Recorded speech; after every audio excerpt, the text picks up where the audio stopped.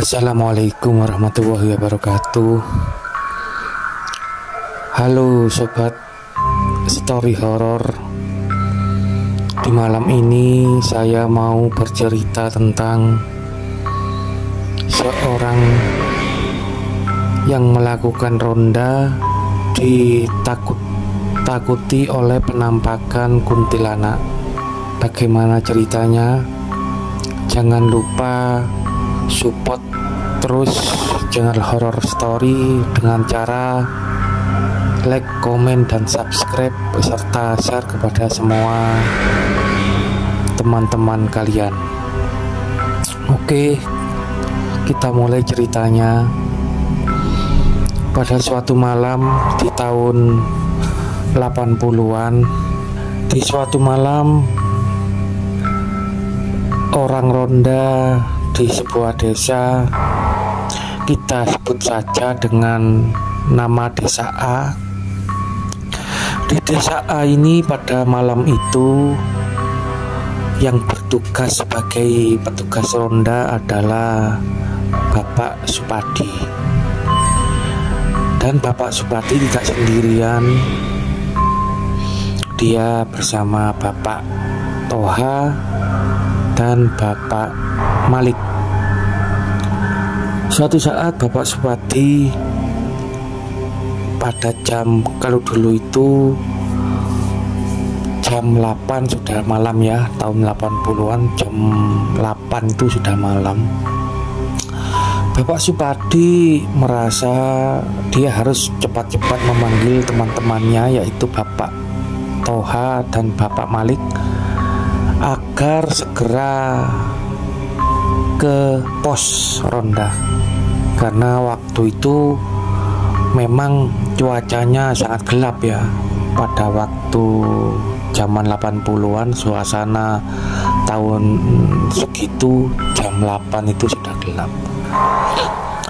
Bapak Supadi ketika mengunjungi Bapak Toha, dia merasa merinding karena setiap dia melangkah, dia seakan diikuti oleh seseorang. Dia terus melangkah ke rumah Bapak Toha. Ternyata di rumah Bapak Toha kok sudah gelap. Dia tunggu di depan rumah Bapak Toha. Kemudian cerita berlanjut ketika Bapak Supadi menunggu di teras Bapak Toha. Di situ ada tukang bakso yang lewat. Karena Bapak Supadi merasa lapar, dia mencegat bakso tersebut dan memanggilnya, "Bakso." Begitu Bapak Supadi bilang. Ketika tukang bakso itu berhenti di depan Bapak Supadi, kemudian Bapak Supadi bilang, "Pak, baksonya 1 mangkok." Dan tukang bakso itu pun tanpa basa-basi langsung membuatkan Bapak Supadi bakso 1 mangkok. Ketika selesai bakso itu diracik oleh tukang bakso tersebut, maka bakso tersebut dikasihkan ke Pak Supadi. Dan Pak Supadi dengan lahapnya makan. Lalu setelah makan, Bapak Supadi perutnya merasa panas karena kepedasan.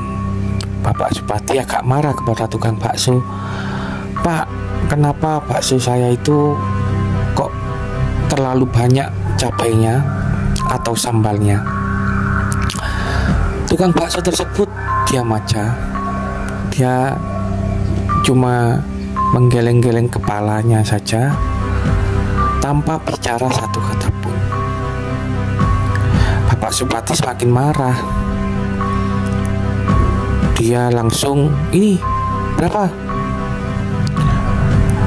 Tukang bakso itu lucunya tidak menjawab. Dia langsung membawa gerobaknya menuju arah berlawanan dari dia datang. Kaget itu Pak Supadi, loh, Pak gimana sih? Ini baksonya belum saya bayar loh. Tukang bakso itu terus berjalan ke gelapan, langsung hilang. Pak Supadi kaget, oh, astagfirullahaladzim, ini kayaknya hantu. Dia lari Pak Supadi ke arah yang berlawanan dengan tukang bakso itu tadi, agar dia tidak bertemu dengan tukang bakso itu lagi.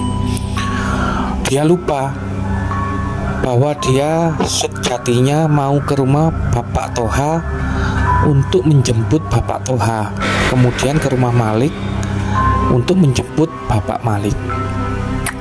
Dia tanpa pikir panjang lagi, dia lari ke kegelapan di posisi berlawanan dengan hantu tukang bakso itu hilang. Ketika dia lari, kok dia merasa, loh, saya salah arah ini, karena yang dia tuju yaitu kuburan di desanya atau di kampungnya. Dia tanpa babi bu lagi, dia lari ke arah yang berlawanan. Setelah berlawanan, dia bertemu dengan Bapak Toha. Wah, Pak Toha, tanpa Pak ya, soalnya Bapak Toha ini kan panggilan saya kepada teman si pencerita ini. Hei Toha, kenapa kamu ke rumahmu kok kamu nggak ada, tadi gelap? Bapak Toha bilang, loh, rumah saya terang, Di. Kamu yang belum ke rumah saya. Loh, saya sudah, di sana ada tukang bakso. Loh, tukang bakso apa, Di? Di rumah saya kok nggak ada tukang bakso sama sekali. Loh, lah tadi apa tukang bakso itu? Loh, nggak tahu, Di. Ayo kita ke rumah Malik, Di. Kamu ngapain ke kuburan? Waduh, saya sudah dihantui oleh hantu tukang bakso tadi. Langsung Pak Supadi tanpa babi bu, dia bersama Pak Toha langsung berjalan menuju pos ronda. Di pos ronda ternyata Malik sudah menunggu Bapak Supadi dan Bapak Toha dari tadi. Dia bilang, hei, gimana? Sudah dari tadi kamu saya tunggu. Loh, saya itu dari tadi gak lihat kamu, Lek, katanya Pak Supadi. Saya malah ke rumah Toha, saya mau memanggilnya untuk kesini. Kok ada tukang bakso, dan tukang bakso itu saya berhentikan, saya makan. Ketika saya makan, lah kok ternyata dia tuh hantu. Loh, jangan-jangan kamu makan apa tadi? Astagfirullahaladzim, semoga aja yang saya makan tuh cuma daun-daunan, Lik. Aku nggak tahu apa yang saya makan tadi, pokoknya enak aja baksonya. Waduh, kamu seharusnya lekas ke dokter, karena biasanya sih yang kamu makan kalau dari makhluk halus itu adalah makanan-makanan sampah. Ayo Lik, kamu lekas antar saya ke Bu Rusti, dokter yang ada di desa ini. Maka Malik dan Toha sepakat untuk ke rumah Bu Dr. Rusti. Ketika ke rumah Bu Dr. Rusti, suasana di rumah Bu Dr. Rusti sudah gelap karena memang waktu itu sudah malam, jam 8:30. Maka digedornya pintu dari rumah Ibu Rusti. Bu. Suasana nggak ada yang jawab, malah hening. Ketika digedor lagi, masih nggak ada yang jawab. Ketika mau gedor untuk yang ketiga kalinya, ternyata Bu Rusti sudah ada di depan mereka. Katanya dia barusan menolong orang, menyuntik orang di desa sebelah. Dia persilakan Bapak Supadi untuk masuk bersama Toha dan Malik dan Bapak Malik. Setelah itu Bu Rusti bilang, monggo, siapa yang mau diperiksa. Bapak Supadi langsung bilang, saya Bu. Oke, silakan Pak, masuk ke ruang periksa. Bapak Supadi setelah diperiksa, Bu dokter itu bicara, Bapak kayaknya sudah makan bakso terlalu pedas. Iya Bu, kok bisa tahu? Iya, mungkin Bapak beli di tukang bakso yang misterius di depan rumah Bapak Toha. Iya Bu, kok bisa tahu Ibu? Terus dengan sungguh mengagetkan, Ibu Rusti bilang begini, iya Pak, karena tukang bakso itu sebenarnya teman saya. Loh, maksudnya gimana Bu? Terus dengan suasana menjadi hening, Bu Rusti berubah menjadi kuntilanak. Karena tukang bakso itu adalah teman saya.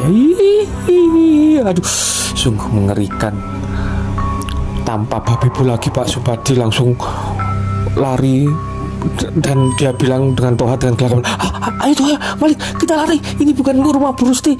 Ini nggak tahu apa ini. Ayo kita lari. Di dalam ruang periksa itu terdengar suara cekikikan dari kuntilanak tersebut. Tanpa babibu lagi, Bapak Malik dan Bapak Toha dia itu lari sekencang-kencangnya dengan Bapak Supadi. Setelah dia lari, ternyata lucunya dia lari itu merasa sudah jauh. Setelah lari jauh, ternyata di depan hadapan mereka bertiga kok ada rumah Bu Rusti yang terang benderang menerima orang yang sedang periksa penyakitnya ke Bu Rusti. Dia bilang, loh, nah tadi yang kita kunjungi rumah siapa? Tanpa babibu lagi dia langsung ke rumah Bu Rusti. Orang-orang sudah bilang ke mereka, loh, kenapa saman Pak kok lari-lari dari tadi dari arah pemakaman? Loh, saya tadi ke rumah Bu Rusti, tapi rumah Bu Rusti gelap loh. Kok gelap sih Pak? Wong di sini tuh loh, saya sudah dari tadi menunggu antrian ketika Bu Rusti memeriksa pasiennya. Loh, lah tadi yang saya kunjungi apa? Lo nggak tahu Pak? Wong Bapak itu dari arah pemakaman. Ya Allah, kita ternyata telah menuju ke pemakaman Lid. Iya Di, kayaknya kita tadi itu ke rumah hantu. Iya ya Allah, ya sudah Pak, katanya pengunjung tadi, saya antri aja soal di sini dan baca-baca Pak, karena memang tadi siang itu tepat di depan pemakaman katanya sih ada perawan yang meninggal. Mungkin dia itu penasaran karena dia meninggalnya bunuh diri. Ya Allah, ya memang Bapak bertiga nggak tahu karena yang meninggal itu adalah penduduk kampung sebelah. Jadi Bapak ya mungkin nggak dikasih tahu oleh orang-orang karena Bapak bertiga kan kalau siang bekerja. Oh, terima kasih Bu ya. Ya Pak. Nah, begitulah cerita dari Bapak Supadi yang dikejar-kejar hantu kuntilanak. Jangan lupa support terus dengan cara like, komen, dan subscribe serta share. Dan jika kalian punya cerita-cerita hantu atau pengalaman horor, silakan kirim ke email yang telah saya kasih di link deskripsi. Terima kasih. Selamat malam.